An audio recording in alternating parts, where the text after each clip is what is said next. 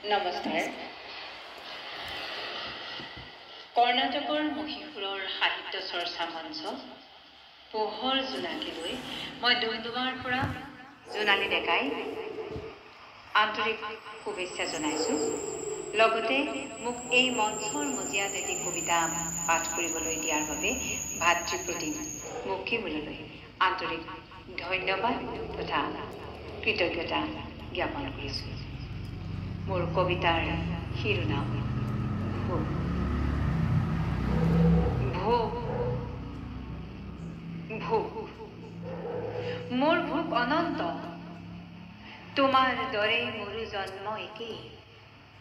তুমি লোৱাৰ দৰে ময়ো উশাহত নিৰ্মল বায়ু বিচাৰোঁ। তথাপিও তোমাৰ আৰু মোৰ মাজত আছে এখন সুউচ্চ প্ৰাচীৰ, আকাশ পাতাল প্ৰভেদ। মই ক্ষুধাতুৰ, তৃষ্ণাতুৰ নিঃস্ব ভিক্ষাৰী, মানুহৰ মৰম পাবলৈ অযোগ্য। বাটৰ কুকুৰে এমুঠি আহাৰৰ বাবে উঢ়াল কৰে, মোকো যে তাকেই লাগে। কৰাহে প্ৰাণদান, দিয়াহে আদিৰ মানৱ নিৰান্নক দয়া কৰি এমুঠি ভাত। লজ্জা নিবাৰণৰ আছে মাথো এখন কাপোৰ শিৰোভত ফটা। তাৰে জাল গুচাওঁ, ঘাম শুকাওঁ।